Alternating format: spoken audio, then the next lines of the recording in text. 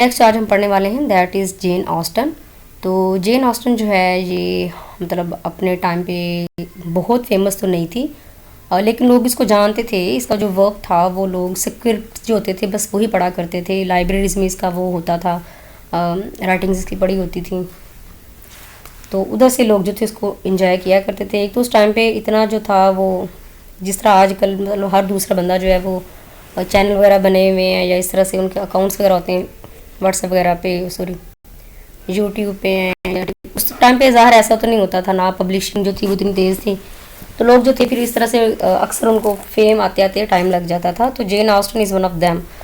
लेकिन ये वो बंदी है कि जिसने इसका पॉइंट ऑफ व्यू था कि अगर मतलब शादी हम करते हैं तो इसलिए नहीं हम करते कि हमें सिक्योरिटी, जो सोशल सिक्योरिटी या जो इकोनॉमिकल सिक्योरिटी वो मिलेगी, बल्कि अगर करनी चाहिए तो वो इमोशंस की बेस पे या लव की बेस पे करनी चाहिए। ये इसका पॉइंट ऑफ व्यू था अपने हिसाब से, और इसी वजह से इसने और इसकी सिस्टर ने शादी भी नहीं की थी, क्योंकि ये वो बंदी है जिसने अपना नाम खुद बनाया था। ठीक है, तो इसके जो नॉवेल्स हैं उसमें भी जो इसकी हीरोइंस हैं वो भी यूँ समझे कि इसका माउथ पीस ही हुआ करती थी। ठीक है, तो इसकी जो अर्ली लाइफ है उसके बारे में इंफॉर्मेशन हमारे पास बहुत ज़्यादा नहीं है, लेकिन ये है कि ये अपने जो वालिद साहब थे उनकी वो लाइब्रेरी में जाया करती थी और वहाँ से वो बुक्स वगैरह बड़ी पढ़ा करती थी। इस वजह से जो मतलब इसकी जो राइटिंग्स थी उसमें आपको काफ़ी मतलब एक डिसेंट चीज़ें नज़र आएंगी। और दूसरा ये कि ये जो नॉवेल्स इसके हैं वो आपको, इसकी जो स्टाइल है वो उसका नहीं है, अपने स्टाइल का रोमांटिक स्टाइल नहीं है इसका, बल्कि इसके बारे में दो बड़ी मशहूर बातें हैं। आइरिस भी उनको कहा जाता है कि इसने कभी शादी नहीं की थी, लेकिन इसकी तमाम जो आपको नॉवेल्स हैं उनमें शादी नज़र आएगी। ठीक है, और दूसरी इसके बारे में ये बात मशहूर है कि ये बंदी जो है ये अपने टाइम पे रोमांटिक एरा की थी, लेकिन ये लिखती अनरोमांटिक हो की थी, यानी कि जिस तरह के वो लोग इमेजिनेशन वगैरह पे लिखा करते थे, तो ये माशरे की जो रियलिस्टिक कहानियाँ होती थी उनके बारे में लिखा करती थी। उस टाइम पे जो मतलब लड़कियाँ होती थी उनके बारे में लिखा करती थी। लेकिन जब आप कहानियाँ इसकी पढ़ते हैं तो उसके अंदर फिर आपको जो लव अफेयर्स हैं वो सब कुछ नज़र आएगा। तो ये एक बड़ी मतलब मज़े का कॉम्बिनेशन इसकी राइटिंग्स में नज़र आता है हमें। तो इसकी जो 6 नॉवेल्स हैं वो बहुत फेमस हैं। तो इसके मरने के जल्द ही बाद इसके जो मतलब डियर्स एंड डियर्स थे उन्होंने इसकी कलेक्शंस बनाई और इसको पब्लिश करवाया, तो उससे जो लोगों को पता चला कि ये बड़ा अच्छा लिखा करती थी। तो जब इसकी डेथ हुई तो कुछ जो नॉवेल्स है इसके वो अनफिनिश्ड थे, जिनमें वाटसन और सेंट डीरन है। तो हम जो इसकी राइटिंग्स पढ़ने वाले हैं अपने नॉवेल्स में, ये मैंने आपको शॉर्टकट में बता दी है कि इसका स्टाइल वगैरह क्या था। ये ना तो अपने टाइम के जो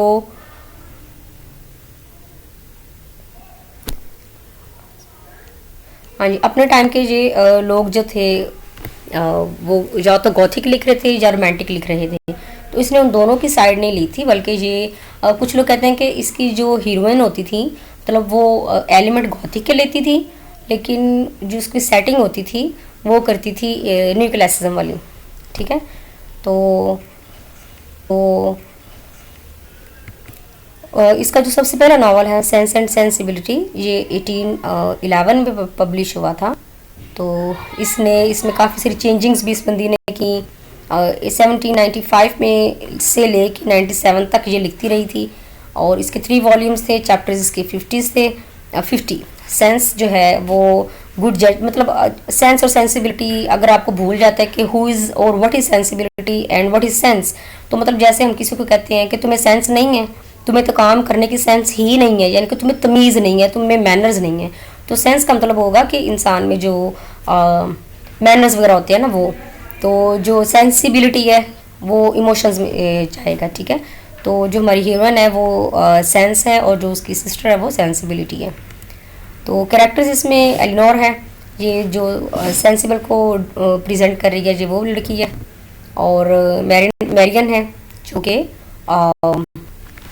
वो है पैशनेट है, हर चीज़ के बारे में बड़ी जल्दी रोना शुरू कर देती है। ठीक है, तो ये जो सेंसिबल लिखा हुआ है ना, ये सेंसिबिलिटी नहीं है। सेंसिबल का मतलब उसमें सेंस है, ठीक है, ये सेंसिबिलिटी नहीं है। सेंसिबिलिटी जो है वो एक अलग चीज़ है। तो एडवर्ड फेरस, ये एडवर्ड इसको शॉर्टकट में कहेंगे।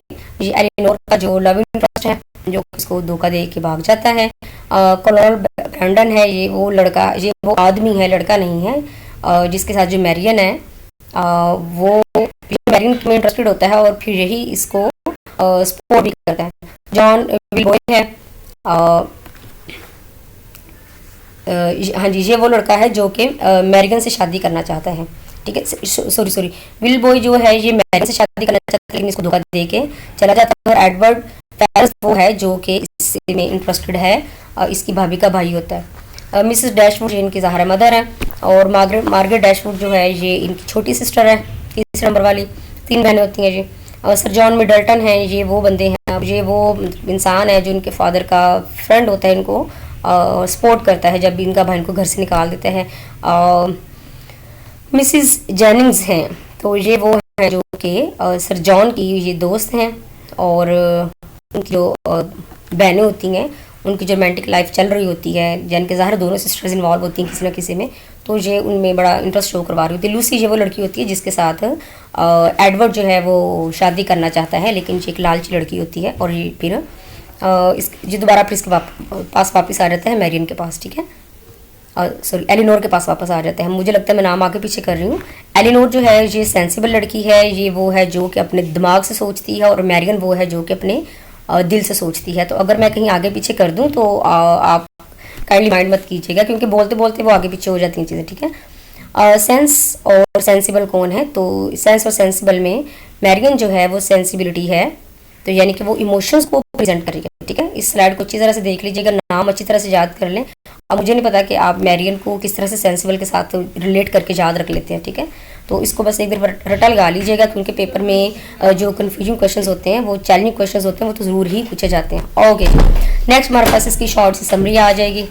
तो इसमें क्या होगा कि नावल जो है वो शुरू होता है जैसे कि मिस्टर डैशवुड जो हैं, उनकी जो मतलब जो उनकी दूसरी वाइफ होती हैं, उनकी 3 बेटियां होती हैं, एलिनोर है, मैरियन है और मार्गरेट है। तो उनका जो बेटा होता है एक, और यानी कि उनका स्टेप सिस्टर ब्रदर होता है। अच्छा, यहाँ पे मैं एक चीज़ आपको बता दूं कि आप लोगों ने अक्सर नाम पढ़े होंगे स्टेप एंड हाफ।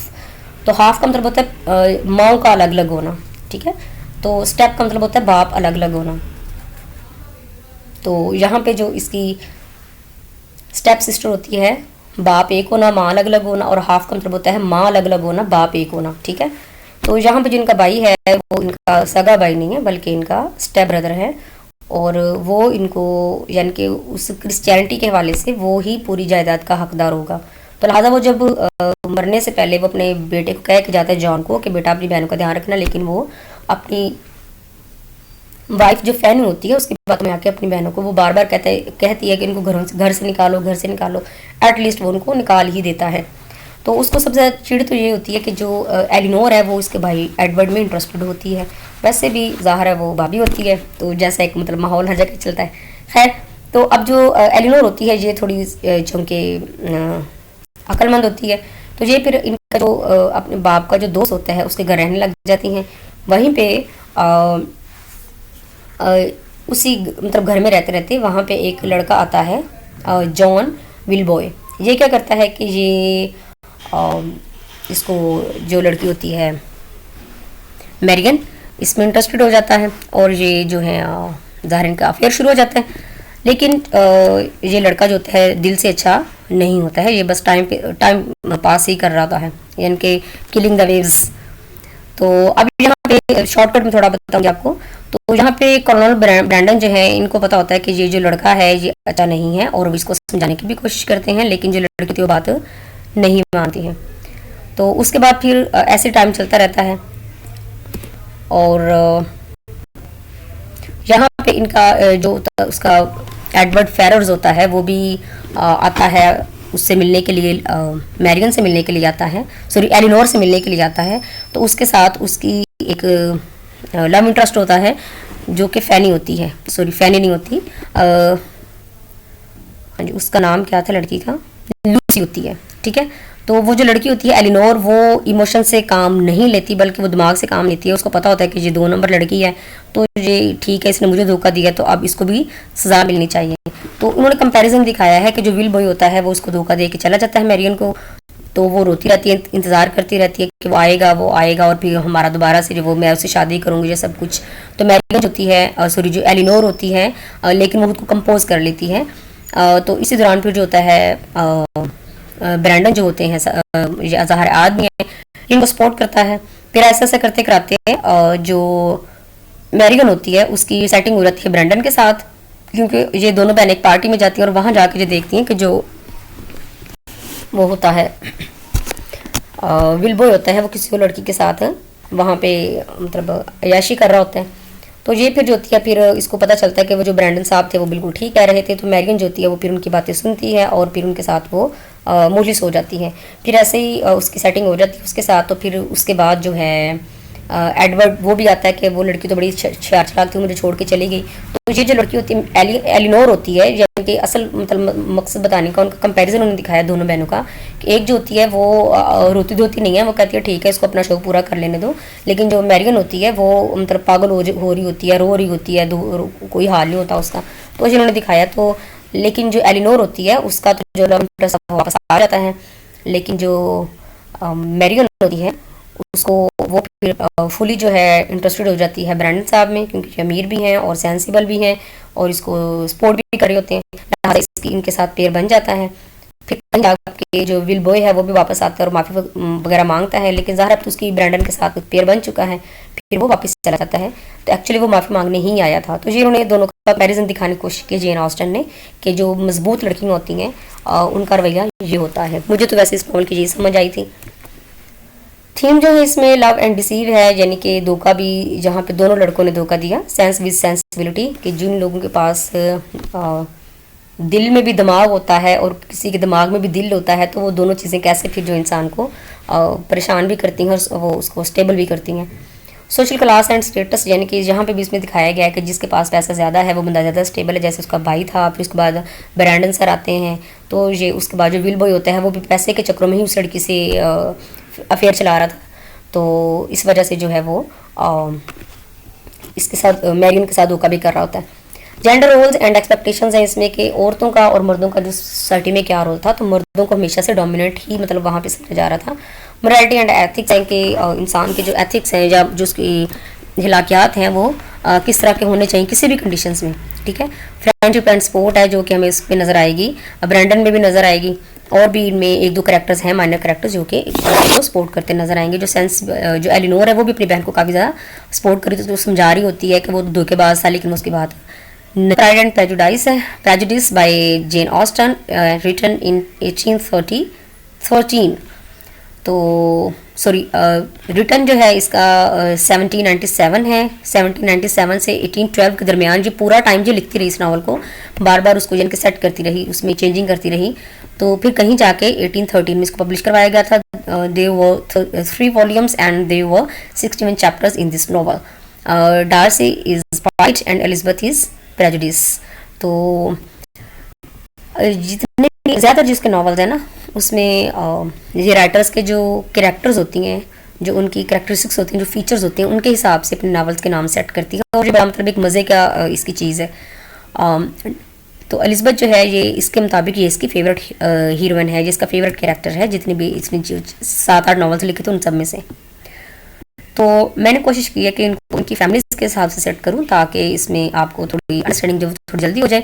बैनर्स ये वो फैमिली है जो कि एलिजाबेथ की फैमिली है, ठीक है। तो जो मिस्टर एंड मिसेस बैनर्स, तो जो मिस्टर बैनट है ये थोड़े मतलब समझदार इंसान है, और ये अपनी जो बीवी है उससे बड़े तंग भी हैं, लेकिन उसके साथ लड़ाई झगड़े का अमूमन इतना नहीं होता है, क्योंकि उनको पता है, इन्होंने समझ लिया कि मेरी वाइफ है ही इस तरह की, तो अब इसके साथ लड़ाई झगड़े करके मैंने क्या करना है। तो मिसेस बैनट जो हैं ये थोड़ी खुली डुली हैं, यानी कि जिसको आप कह सकते हैं कि ज़्यादा बोलने वाली हैं और ये चीज़ों को बारीक भी नहीं से अंडरस्टैंड नहीं करती हैं। जेन बैनट है जो कि ये सबसे बड़ी बेटी है, और फिर एलिजाबेथ बैनट है ये जो हमारी एक्चुअल हमारी हीरोइन है। जेन बैनट और एलिजाबेथ बैनट इन दोनों की इन्होंने जहाँ पे दिखाया हुआ, जेन बैनट जो है इसकी शादी हो जाती है मिसेस बेंगले से, और एलिजाबेथ बेनेट जो है इसकी डार्सी से शादी हो जाती है। मैरी बेनेट है, ये वो लड़की है और थोड़े अच्छे कैरेक्टर की है। कैथरीन भी है, लिडिया भी है, लेकिन जो मोस्ट इम्पोर्टेंट थी वो पहले दो बहनें हैं। इनकी जो बहन है वो अंदर एलोप कर जाती है, बाकी जो दोनों हैं ये ज़रा सेंसिबल है। बिंगलेज हैं, इसमें मिस्टर चार्ल्स बिंगले हैं, ये यानी कि जिसकी जेन के साथ शादी होती है, ठीक है। एलन बिंगले और ये इसकी ज़ाहिर सिस्टर है, तो लेकिन ये थोड़ी थोड़ी नहीं काफ़ी प्राउड भी हैं ये दोनों। ये जो बहन है मिसेस हर्स्ट है, और ये वो इसकी बहन है जो कि शादीशुदा है, ठीक है। तो दोनों बहनें जो हैं इनका काफ़ी इन्फ्लुएंस है अपने भाई की लाइफ पे। डार्सीज, हाँ जी, तो डार्सी ये यानी कि वो फैमिली है जो कि हीरो की फैमिली है। तो जो डार्सी है का पूरा नाम जो है फिट्स विलियम डार्सी है, तो ये भी काफ़ी ज़्यादा अमीर है और ये इसकी बहन है। तो इसका इतना रोल नहीं है, बाकी इनके जो भी कैरेक्टर्स हैं वो माइनर हैं, लेकिन ये मैंने नाम लिख दिए हैं ताकि अगर आप स्टोरी डीपली पढ़ रहे हो तो इनके कैरेक्टर्स आपको आइडिया हो जाए। शॉर्ट समरी इसकी ये है कि यानी कि नेदरफील्ड है, नेदरफील्ड पार्क है, वहाँ पे यानी कि लोग कैजुअल लाइफ गुजार रहे हैं। तो वहीं पे जो बेनेट फैमिली है, जो मिसेस बेनेट हैं, उनको पता चलता है कि कोई उनको बताता है, या जैसे ही उनको पता चलता है कि हमारे एरिया में, हमारी सोसाइटी में एक नई फैमिली आई है, बिंगले लोग आए हैं, इनके बिंगले लोग आए हैं। तो उनमें दो लड़के बड़े हैंडसम हैं। तो अब ये जो है मतलब एक ज़ाहिर है रवायती माँ की तरह, हर माँ की तरह इनका भी ये ख्वाब है कि एटलीस्ट एक बेटी जो है ना वहाँ पे मेरी अड़ जाए, ठीक है, क्योंकि ये चाहती हैं कि मेरी बच्चियाँ जो हैं अच्छे घरों में जाएं। तो ये क्या करती हैं, अपने हस्बैंड को बार बार कहती हैं कि जाएं, अब वहाँ पे उनको इन्विटेशन देखें, लेकिन वो नहीं जाते। फिर वो अपने हस्बैंड को बताए बगैर एक दिन उनको इन्विटेशन दे आते हैं और फिर घर आकर उनको बताते हैं कि जी मैंने उनको इन्विटेशन दे दिया है। तो फिर इस तरह से एक बॉल होता है, BALL बॉल जो होता है ना, ये उनमें होता था जैसे मतलब इस वहाँ पे बैलेड्स वहाँ पे गाए जाते थे, शायद अब भी होता हो यूरोपियन कंट्रीज़ में। ये इनका एक रवायती स्टाइल होता था कि उसमें मतलब लोग इकट्ठे होकर तो पेयर्स की शक्ल में, ग्रुप्स कपल्स की शक्ल में वो लोग वहाँ पे डांस किया करते थे। तो ये मतलब उनके हमायूब नहीं समझा जाता। तो सारी फैमिलीज़ वहाँ पे जाती हैं, एंजॉय करती हैं। तो वहीं पे जेन जो है उसका पेयर बन जाता है बिंगले के साथ, और जो डार्सी है और सॉरी हाँ जी, डार्सी और एलिजाबेथ, इनका कोई मतलब दोनों ही अपने अपने एक होता है ना पर्सनालिटी में वो रहने वाले लोग होते हैं, तो वो दोनों ही किसी के साथ पेयर नहीं बनाते हैं। तो उसका जो दोस्त होता है डार्सी का, वो उसको कहता है कि तुम उसके साथ पेयर बना लो, वो अकेली खड़ी है भी प्यारी। तो वो आगे से कहता है अच्छा, मुझे तो वो मैंने यहाँ पे लाइन ऐड की होगी टेक्स्ट उसकी। तो वो कहता है वो है तो वो प्यारी, लेकिन इतनी इस काबिल नहीं कि मैं उसके साथ डांस कर सकूं। तो बाई चांस एलिजाबेथ जो होती है वो उसको ओवरहेड कर लेती है, सुन लेती है। तो उसको वो यानी कि यहीं से जो है ना उसका प्रेजुडिस उसको समझना शुरू कर देती है, यानी कि तासुब उसके ज़हन में आ जाता है कि ये जो है ज़्यादा ही प्राइड है। तो अब वो फिर उसको बुरा समझने लग जाती है। फिर क्या होता है कि वहाँ से आने के बाद जो लोग होते हैं ये डिस्कस कर रहे होते हैं कि जो कल का इवेंट रहा वो कैसा था। तो उसके बाद फिर ये जो इसकी छोटी सिस्टर होती है, जो बड़ी सिस्टर होती है जेन, उसको इनविटेशन आता है। बिंगलेज की जो सिस्टर्स होती हैं ना वो इसको इनवाइट करती हैं, जब वहाँ पे जाती है।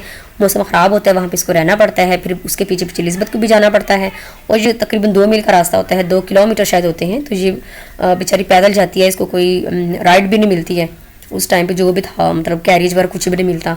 तो ये गिरते पड़ते जैसे भी जाती है, बारिश हो रही है तो इसके कपड़े काफ़ी ख़राब हो जाते हैं। तो जो बिंगले सिस्टर्स होती हैं इसका मजाक भी उड़ाती हैं। तो इसकी बहन को फिर अपनी माँ को लिखती है कि जो बहन है ये बीमार है तो मेरे से नहीं संभाली जा रही, आप खुद आए। उसकी माँ फिर जाती है, तो वहाँ पे जाकर जो दोनों सिस्टर्स होती हैं वो इन तीनों माँ बेटियों का मजाक उड़ा रही होती हैं। तो जो डार्सी होता है उसको अच्छा नहीं लग रहा होता, तो यहाँ पे वो थोड़ा थोड़ा जो है उसका झुकाव होने लग जाता है एलिजाबेथ की तरफ। लेकिन एलिजाबेथ जो है वो उसको प्राइड ही समझ रही है, ठीक है, अपने प्रेजुडिस में वो उसको प्राइड समझ रही है। फिर वहाँ से ये सारी घर आ जाती हैं। तो यहाँ पे फिर आती हैं तो एक बंदा है मिस्टर कॉलिंस, ये इनके घर आता है और ये कहता है कि मैं, मिस्टर कॉलिन कौन है? मिस्टर कॉलिंस ये वो बंदा है क्योंकि क्रिश्चियनिटी के मुताबिक, उनके मतलब रूल के मुताबिक, चूँकि वो उनकी बाइबल काफ़ी चेंज हो चुकी है, तो मैं नहीं समझती कि जो एक्चुअल मतलब उनकी बुक थी इंजील उसमें ऐसा लिखा होगा।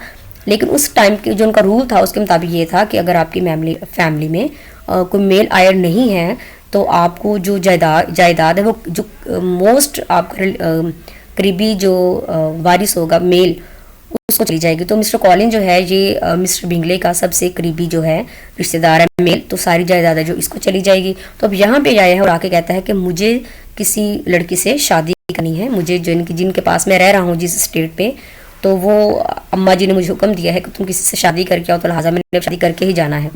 ठीक है, तो जेन के तो चूंकि मतलब उसके वालिदैन खुश हैं कि चलो उसकी सेटिंग वहाँ पे हो चुकी है। जेन की जो नंदे हैं, जो उसका मतलब एक्सपेक्टेड फियांसी है, वो सब लोग तो मतलब नज़र आ रहा है सबको कि इनकी मंगनी हो जाएगी। तो एलिज़ाबेथ जो है इसको पेश किया जाता है, तो एलिज़ाबेथ जो होती है कहती है मैंने नहीं करवानी है। तो इसका जो बाप है वो भी एलिज़ाबेथ का साथ देता है, यानी कि वो सेंसिबल बंदा है, वो समझता है कि मेरी बेटी इस बंदे के साथ नहीं रह सकती है। तो फिर इसके बाद ये जो है कहता है शायद तो मैंने करनी है, तुमने तो कोई और से। ये फिर एलिज़ाबेथ की एक सिस्टर होती है, कज़न फ्रेंड होती है शार्लेट, ये उसके साथ शादी कर लेता है। और उसके बाद फिर ये वापस चला जाता है। तो फिर इसी दौरान क्या होता है कि जो बिंगलेस डार्जीज, ये जितने भी जो लोग यहाँ पे रहने के लिए आए हुए थे 4-5 लोग, ये सब लोग वापस चले जाते हैं। तो बिंगले और डार्सी दोनों फ्रेंड्स हैं, आई थिंक मैंने नहीं बताया आपको। तो डार्सी जो है ये अपने दोस्त के साथ यहाँ पे रहने आया हुआ है। तो अब जो असल में जो उसकी बिंगले की सिस्टर्स हैं ना, वो इस वजह से एलिज़ाबेथ को भी नहीं पसंद करती कि उनमें एक तो मैरिड है ना, वो तो अपने घर सेट है। जो छोटी बहन है ना उसकी बिंगले की, वो अपने भाई के दोस्त में इंटरेस्टेड है, डार्सी में। इस वजह से वो चाहती है कि एलिज़ाबेथ की जो सेटिंग है वो डार्सी के साथ नहीं होनी चाहिए। ठीक है, अब ये कॉलिन्स तो चला गया और साथ ही जो बिंगलेस और डार्सीज के जितने भी 4-5-6 लोग आए हुए थे, वो सब लोग भी बगैर किसी को इतला किए वो चले जाते हैं। अब जो जेन है वो तो बहुत ज़्यादा परेशान हो जाती है, ये सब लोग भी परेशान हो जाते हैं कि ये क्या हो गया हमारे साथ। फिर इसी दौरान क्या होता है कि जो शार्लेट होती है जेन की, जो मिसेस कॉलिन्स बन चुकी हैं, वो इनको बुलाती है लंदन अपनी, यानी कि ये चूँकि मिस्टर कॉलिन्स जो है ये स्टेट में पादरी हैं, और उस स्टेट में जो रहने वाली आंट हैं, वो आंट असल में उसकी भी आंट है डार्सी की भी। ठीक है, तो अब उससे पहले एक लड़का होता है विकम्स, ये यहाँ पे आता है और ये आके एलिज़ाबेथ को काफ़ी कान भरता है। तो ये जो डार्सी है ये एक अच्छा इंसान नहीं है, इसलिए मुझे मेरी जो फार्चून बनती थी मुझे वो भी नहीं दी है, और ये सब कुछ काफ़ी जो है ना। तो एलिज़ाबेथ जो पहले ही उससे मतलब खफा होती है कि ये प्राइड है, तो ये इसका दिल जो है वो और भर जाता है, और ये विकम जो है इसमें इंटरेस्टेड हो जाती है। ठीक है, फिर क्या होता है कि वो लोग चले जाते हैं, तो उसके पीछे फिर ये भी जाती हैं, एलिज़ाबेथ जेन जाती है, फिर जेन के साथ एलिज़ाबेथ भी चली जाती है।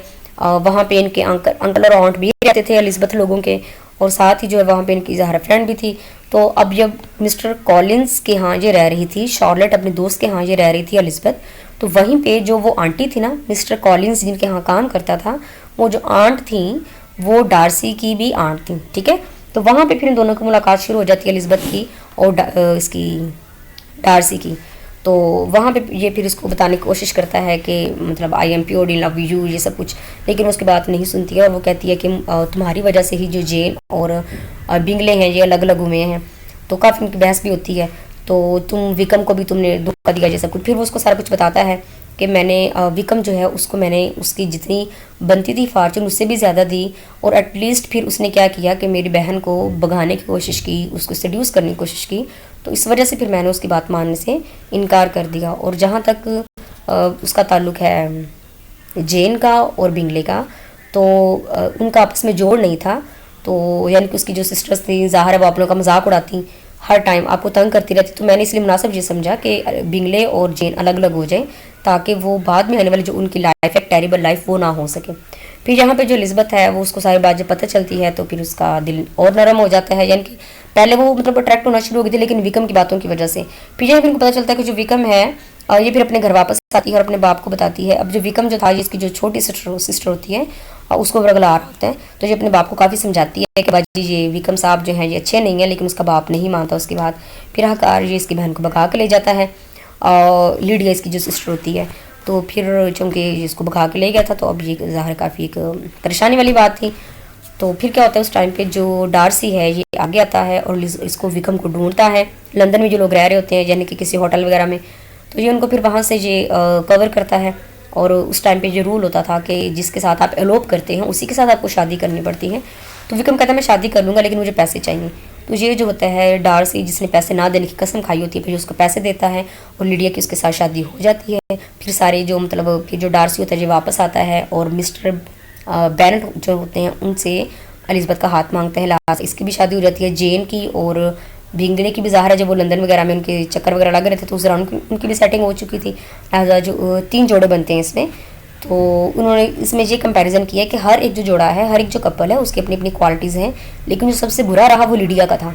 ठीक है, इसको कोई अच्छी मतलब आने वाले टाइम में इसको जो हस्बैंड मिला है, ज़ाहिर है वो एक इंतहाई घटिया किस्म का इंसान है, लालची बंदा है, तो इसकी जो लाइफ है वो सबसे ख़राब गुजरने वाली है। ठीक है, फिर थीम्स हैं इसमें सोशल क्लास, यानी कि जो लोग अमीर हैं वो काफ़ी ज़्यादा अमीर है और जो गरीब हैं वो काफ़ी ज़्यादा गरीब है।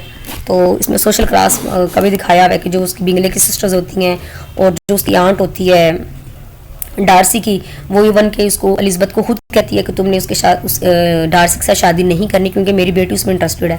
ठीक है, तो ये भी उन्होंने दिखाया हुआ है कि जिसके पास पैसा ज़्यादा वो कुछ भी कर सकता है। मैरिजेज उन्होंने दिखाई हुई हैं मुख्तलिफ जो हैं उनके आपस में जो क्लैशेज होंगे या आने वाले टाइम में कौन अच्छी लाइफ गुजारेगा कौन बुरी। तो ओके जी, I think it's enough for this novel. Now important text from, तो इसकी जो नावल जो शुरू होता है वो यहाँ से शुरू होता है, इसकी जो स्टार्टिंग लाइन है वो यहीं से शुरू होती है कि it is a truth universally acknowledged that a single man in possession of a good Fortune must be in want of a wife. तो ये लाइन किसी ने बोली नहीं है, बल्कि ये जेन ऑस्टन ने इसी के पीछे जो है पूरी जो हमारी थीम है नावल की वो रन करेगी। तो ये इसलिए मैंने की है कि अक्सर जो है ना वो स्टार्टिंग लाइन पूछ लेते हैं कि ये जो स्टार्टिंग लाइन है किस नावल की शुरू में आ रही है, फिर ये प्रोड्यूस किसने की थी या ये कि बोली किसने थी, तो ये किसी ने नहीं बोली। ठीक है, ये जेन ऑस्टन की अपने एक पॉइंट ऑफ व्यू है।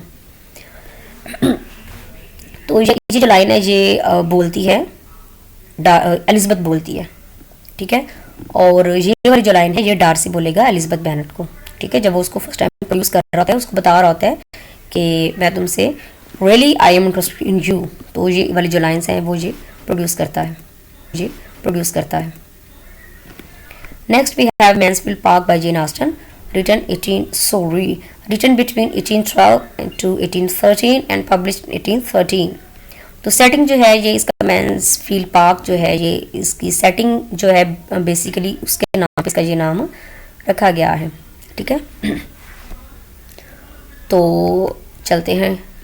यहाँ पे मैंने कोशिश की है कि यहाँ पे 3 बहनें हैं, सॉरी हाँ जी, एक है बर्टम्स, दूसरी है प्राइजेस और तीसरी है नॉरिसेस। तो ये जो ग्रांट्स हैं ये और लोग हैं। ठीक है, बाकी 3 बहनें हैं, तो इनकी कहानी है, इनकी नहीं इनके बच्चों की कहानी है। तो सर थॉमस बर्टम जो हैं ये ज़ाहिर है इस फैमिली के हेड है।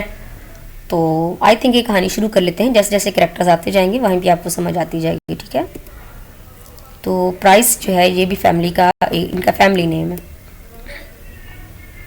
ओके जी, तो समरी में हम शुरू करते हैं। 1 मिनट में बस इस फैमिली की दोनों लड़कियां जो होती हैं मारिया और जूलिया, इन दोनों के साथ इसका अफेयर हो जाता है। लेकिन जो मारिया है वो किसी और के साथ एंगेज होने वाली है। ठीक है, एंगेज होने वाली है, अभी हुई नहीं है। तो उस दौरान क्या होता है कि टॉम जो ये बड़ा है तो उसके क्रिश्चियनिटी के मुताबिक जितना भी फॉर्चून है वो सारा टॉम को जाएगा। लिहाजा जो मिस्टर बर्ट्राम है वो जब जाते हैं अपने एक टूर पे, बिजनेस टूर पे, तो अपने साथ टॉम को ले जाते हैं। ज़ाहिर है इसने बिजनेस संभालना है तो उसको चीज़ों का नो होनी चाहिए। तो जिसको वहाँ पे दिल नहीं लगता, ये चूंकि करप्ट बंदा है, तो ये क्या करता है अपने बाप को वहीं पे छोड़ के खुद आ जाता है। अब यहाँ पे क्या है कि जो 2 लोग उस मिसिस ग्रांट के जो छोटे बहन भाई आए हैं वो और ये 4 लोग जो हैं इनका काफ़ी अच्छी बॉन्डिंग हो जाती है। लेकिन जो फैनी है उसको अच्छा नहीं लग रहा होता क्योंकि ज़ाहिर है वो एडमंड में इंटरेस्टेड है, और एडमंड जो है उसकी जो बहन है मारिया, सॉरी जो हेनरी की बहन है वो जो है वो एडमंड के साथ अफेयर में आ रही है। तो ये मारी को अच्छा, सॉरी फैनी को नहीं अच्छा लग रहा होता। यहीं पे फिर जो है ये प्ले की तैयारी कर रहे थे कि हम एक प्ले करेंगे, तो उस प्ले में इनका आपस में सबका यानी कि कोई दिखाने होते हैं तो जो फैनी होती है इसको बहुत बुरा लग रहा होता है क्योंकि एडमंड का और हैंडी की सिस्टर का होना होता है। तो उसी दौरान भी जो क्या होते हैं मिस्टर बर्ट्रम जो है वो वापस आ जाते हैं, उनका जो सारा खेल है ये ख़राब कर दिया जाता है। इस तरह करते करते इनका थोड़ा टाइम गुजर जाता है और फिर जो उसकी बहन है उसकी शादी कर दी जाती है, मारिया की शादी कर दी जाती है और जूलिया को भी उसके साथ भेज दिया जाता है। अब जूलिया जो है वो वहाँ पे जाती है और वहाँ पे वो क्या करती है किसी और के साथ भाग जाती है। अब एडमंड जो है ये जहाँ पे ज़ाहिर है दोनों बहनें चली गई हैं, तो अब किसके साथ ये अफेयर में हो, तो ये क्या करती है ये फैनी को अप्रोच करता है, जबकि फैनी जो है वो इसकी हर जो अप्रोच है उसको डिनाई कर रही होती है। तो ये जो क्या करता है कि इसका जो भाई होता है विलियम, फैनी का भाई होता है विलियम, तो अपने बाप की तरह वो भी आर्मी में होता है, तो उसकी वो पोस्ट जो है वो हाई करवा देता है ताकि फैनी जो है शायद मेरी तरफ अट्रैक्ट हो जाए, लेकिन वो फिर भी अट्रैक्ट इसको थैंक्स वगैरह कहती है, लेकिन वो फिर भी इसकी बात नहीं मानती या इनका फेयर में नहीं आती है। उसके बाद फिर क्या होता है कि पता चलता है थोड़ी देर बाद कि एडमंड और मारिया जो है ये एलोप कर गए हैं और जूलिया जो है ये इनका एक एडमंड का ही दोस्त था उसके साथ जूलिया चली गई है। तो यहाँ पे जो फैनी होती है वो अब थोड़ा थोड़ा जो थी चाह रही थी कि चलें ठीक है मैं एडमंड के साथ जो है वो पेयर बना लेती हूँ, लेकिन एडमंड की इसकी हरकत की वजह से वो बेचारी बड़ी ज़्यादा शॉक में आ जाती है। और फिर क्या होता है कि ये दोनों बहनें ज़ाहिर भाग गई हैं, तो इनकी फैमिली के लिए काफ़ी शॉकिंग बात होती है। वो फिर क्या करते हैं कि एटलीस्ट उनको रिकवर कर लिया जाता है। तो जो नॉरिस आंटी होती हैं इनकी, जो नॉरिस ऑन्ट है इनकी, वो मारिया को अपने पास रख लेती हैं और जो जूलिया होती है उसकी वो फिर ज़ाहिर उसके जिसके साथ उसने एलोप किया होता है उसके साथ ही रह जाती है। ठीक है, तो यहाँ पे फिर इसकी जो फैनी होती है इसका पेयर दोबारा से बन जाता है एडमंड के साथ। तो ये इसकी शॉर्ट सी समरी है। उसके बाद हाँ जी, इसकी जो थीम्स हैं सोशल क्लास इसमें अगेन आएगा क्योंकि सोशल क्लास जो है वो आपको हर एक में इसकी थीम नज़र आएगी। ठीक है, तो contrast between city and country life इन्होंने दिखाई हुई है, इन दोनों का आपस में क्या कंपेयर है, क्योंकि लंदन का जो सीन है इन्होंने दिखाया हुआ है कि वहाँ पे बहने जाती हैं और पहले से भी ज़्यादा बिगड़ जाती हैं। ड्यूटी और रिस्पॉन्सिबिलिटी होती है कि जो इंसान की ड्यूटी है उसको वो अच्छे तरीके से ज़ाहिर कर। हाँ जी, fourth novel Emma by Jane Austen, written in 1815 and published in 1816. It comprises 61 chapters and it is a comedy of manners. It is an irony and it is a satire. तो एमा जो है ये मतलब थोड़ा जो दूसरे नावल थे वो इतने हल्के फुल्के नहीं थे, मतलब उसमें पढ़ रहे होते हैं तो थोड़ा एक फील हो रहा था पता नहीं अब क्या हो जाएगा। इसमें भी ऐसा फील होगा एमा में भी, लेकिन इंजॉय करते रहते हैं, एक थोड़ा साथ साथ जो है ना इमोशनल रिलीफ होते रहते हैं। तो सॉरी रिलीज़। तो ये जो एमा है ये जेन ऑस्टन के मुताबिक ये उसकी मतलब हम लोगों को शायद एमा अच्छी ना लगे, लेकिन ऑस्टन के मुताबिक ये उसको पसंद आएगी, ये वाली जो हीरोइन है इसकी। तो एमा जो है ये हीरोइन है जो कि मतलब खुद को समझती है कि क्योंकि ये अमीर है, फारग होती है, तो मतलब अमीर भी है फारग भी उस टाइम पे कौन सा ऐसा था यूनिवर्सिटी के चक्रों में ये सब कुछ। तो अब ये क्या करती है, मतलब ज़ाहिर पढ़ी लिखी भी है उस टाइम पे जितना पढ़ती थी बच्चियाँ, अब ये फारग है 21 ईयर्स की है जी। तो हुआ ये कि स्टार्टिंग में इसकी एक मेड थी और एक जो थे हमसाए थे, उनके दरमियान ये जो थी डाकी का काम करती रही। तो अब इसको ये लगता है कि अगर मैं ये काम ना कर रही होती तो इनकी शादी कभी नहीं होनी थी, लिहाजा मैंने मैच मेकिंग का काम बहुत अच्छी तरीके से किया है।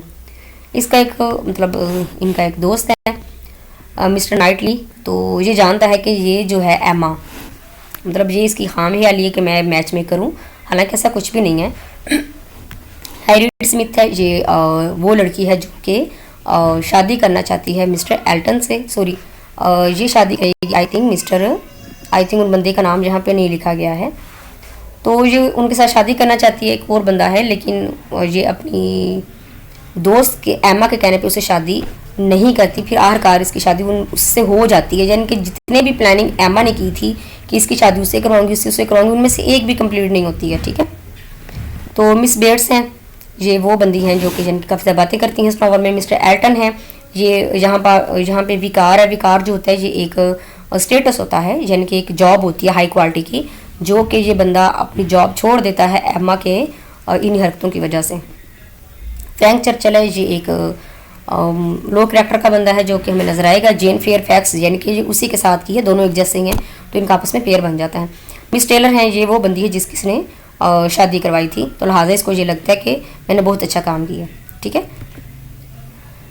शॉर्ट में इसकी स्टोरी ये होती है कि जब नावल शुरू होता है तो हमें पता चलता है कि जो मिस्टर टेलर हैं उनकी शादी हो गई है मिस्टर वेस्टन से, और एमा वुड हाउस जो है इसने क्या किया है, उनके दरमियान लेटर जो थी वो क्रॉस करवाया करती थी, तो लिहाजा इसको ये लगता है, या इसके थोड़ा बहुत उनको कहा भी होगा चलें आप शादी कर लें जो भी था, लेकिन इसको ये लगता है कि मेरी ये जो सेंस बहुत अच्छी काम करती है। अब यहाँ पे क्या होता है, इसकी एक दोस्त होती है हैरियट स्मिथ। ठीक है, तो ये जो है ये किसी एक लोकल किसान से शादी करना चाहती है, रॉबर्ट मार्टन से। ठीक है, तो ये कहती है कि रॉबर्ट मार्टन जो है वो तुम्हारे लिए बेस्ट मैच नहीं है, तुम हैरियट स्मिथ से शादी कर लो, वो लोकल विकार है। अब यहाँ पे जो हैरियट स्मिथ से कहते हैं मिस्टर एल्टन से शादी कर लो। अब जो मिस्टर एल्टन है ये ज़ाहिर है विकार है यहाँ के, और जो हैरियट स्मिथ है ये यहाँ पे रह तो रही है लेकिन किसी को नहीं पता इसके वालिदैन कौन है। तो मिस्टर एल्टन जो होते हैं वो उल्टा एमा को प्रपोज करते हैं कि मैं तो आपसे शादी करना चाहता हूँ। तो ये उनको बड़ा दुख होता है कि एमा ने मेरे लिए इस तरह की लड़की पसंद की है। तो वो फिर यहाँ से अपनी जॉब ही छोड़ के, अच्छी यहाँ से चलती जॉब होती है छोड़ के वो चले जाते हैं। यहाँ फिर नावल में एक बंदे की एंटर होती है, फ्रैंक चर्चिल और जेन फेयरफॉक्स। तो यहाँ पे इन दोनों के आंट्स वगैरह रहते हैं, इनके रिलेटिव्स रहते हैं, तो दोनों ही अपने रिश्तेदारों से मिलने आए हैं। चर्चिल जो मिस्टर वैटसन है जिनका यानी कि बेटा है, और जो जेन फेयरफॉक्स है ये भी यहाँ पे अपने रिश्तेदारों से मिलने आई हुई है। तो अब होता ये है कि जो फ्रैंक चर्चिल है वो एक बड़ा मतलब शोही किस्म का बंदा है, तो ये एमा में इंटरेस्ट शो करवा रहा होता है। तो जो एमा होती है ये भी ज़रा काफ़ी खुश रहती है। तो लेकिन उस तरह जो मिस्टर नाइटली होते हैं उसको साथ बता रहे होते हैं कि आपको ये करना चाहिए, ये करना चाहिए, और उनको फील हो रहा था कि फ्रैंक चर्चिल जो है वो जेन फेयरफॉक्स में इंटरेस्टेड होगा। लेकिन जो एमा है वो कहती है कि आपको नहीं पता, ऐसा नहीं होगा, बल्कि इसकी शादी फलां से होगी, इसकी शादी फलां से होगी। फिर कहानी में काफ़ी सारे कॉम्प्लिकेशंस आएंगे, बिल्कुल भी नहीं समझ आ रही होती कि कभी हमें लगता है कि जो हैरियट स्मिथ है वो मिस्टर नाइटली से शादी कर लेगी, कभी हमें लगता है कि जेन फेयरफॉक्स मिस्टर नाइटली से शादी कर लेगी और फ्रैंक चर्चिल के साथ एमा शादी करेगी। काफ़ी सारे कॉम्प्लिकेशंस के बाद एटलीस्ट अब फिर फ्रैंक चर्चिल जो है वो यानी कि एमा से कर तुमसे शादी करूँगा। तो जैसे ही इसके फादर की डेथ होती है तो ये साथ ही अपना पांसा कर लेता है और कहता है कि मैं शुरू से ही फेयरफॉक्स से एंगेज था, लेकिन अपने फादर की वजह से मैं चुप था। तो मैं तुमसे मतलब अफेयर भी इसलिए चला रहा था कि मेरे बाप को पता ना चले कि मैं जेन फेयरफॉक्स में इंटरेस्टेड हूँ। फिर उस तरह जो होता है मिस्टर एल्टन ज़ाहिर है वो ये सारा इलाका ही छोड़ के चले गए, तो वो जब वापस आते हैं उनके साथ उनकी वाइफ होती है, बल्कि फियांसी होती है। तो फिर जो है हैरियट स्मिथ ये अब मिस्टर नाइटली जो है इनका पहले जेन फेयरफॉक्स के साथ इनका वो लग रहा था जिसके साथ इनकी काफ़ी खूबसूरत होती है। तो फिर बाद में जो है इसका हैरियट के साथ इसका वो कपल बनाया जाता है, जिनके लोगों को ऐसा लग रहा होता है कि इसके साथ बनेगा। फारग बैठी होती हैं औरतें तो वो हिसाब किताब लगाती रहती हैं कि इसका साथ इसका पेयर बनता जाएगा। लेकिन फिर आखिरकार क्या होता है कि जो मिस्टर नाइटली होते हैं वो जब इसको एमा को लग रहा होता है कि ये उसको हैरियट को प्रपोज करेंगे, तो वो उल्टा एमा को प्रपोज करते हैं और वो कहते हैं कि मैं तो शुरू से ही तुम्हें इंटरेस्टेड हूँ, और ये तकरीबन इससे 16 साल बड़े हैं, यानी कि समझदार इंसान है। तो फिर यहाँ पे जो एमा होती है वो बड़ा सुकून का सांस लेती है, और उस दौरान वो बड़ी परेशान भी होती है कि मेरे इन्हीं चक्करों की वजह से काफ़ी सारे लोगों के दिल भी टूटे हैं, काफ़ी सारे लोग एक दूसरे की नज़रों में गिरे हैं। तो फिर ये तौबा कर लेती है कि अब आज एक दफ़ा पहले भी इसने तौबा की थी जब मिस्टर एल्टन ने इस जगह छोड़ी थी, तो अब दोबारा पे ये पक्की तौबा कर लेती है कि मैं अब दोबारा कभी ये काम नहीं करूँगी। तो इस तरह जेन का और मिस्टर चर्चिल का आपस में कपल बन जाता है, एमा का और मिस्टर नाइटली का, एल्टन का और ज़ाहरा जो उनकी फियांसी है उसके साथ। तो इस पूरी स्टोरी में 5 कपल आपको नज़र आएंगे। सबसे पहला जो एक तो मिस्टर टेलर का और मिस टेलर का और मिस्टर वैटसन का बना, उसके बाद चर्चिल का और फेयरफॉक्स का बनेगा, एल्टन का उनकी जो उसका नाम नहीं बताया गया आई थिंक जो उनकी एक्सपेक्टेड वाइफ है, और एमा का और मिस्टर नाइटली का। तो आखिर बचती है हैरियट स्मिथ। तो इसके साथ ये शुरू से जिसके साथ शादी करना चाह रही थी, लेकिन अपने दोस्त के आने की वजह से इस बेचारे को काफ़ी सारे कपल बनाने पड़े। फिर दोबारा से इसकी रॉबर्ट मार्टिन के साथ एंगेजमेंट तय पा जाती है, बल्कि शादी हो जाती है। ठीक है, तो यहाँ पे उन्होंने मतलब बड़ी अच्छी जो एक थीम बताने की कोशिश की है कि हम अपने सोच रहे होते हैं कि हम बड़े परफेक्ट हैं, हमें दुनिया की हर चीज़ का पता है, हालांकि ऐसा होता नहीं है।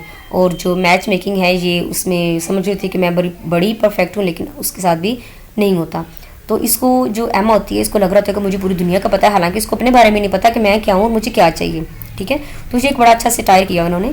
अच्छा, कॉमेडी ऑफ मैनर क्या होती है, इसमें क्या किया जाता है कि किसी एक पर्टिकुलर क्लास को ले लिया जाता है और उन पर स्टायर किया जा रहा था, उनके जो मतलब अमाल होते हैं, जो उनका एक स्टेटस होता है, उसको मोक किया जा रहा होता है, उस पर तंज किया जा रहा होता है। तो इसमें भी हमें एमा पे भी तंज करते नजर आएंगी जेन ऑस्टन।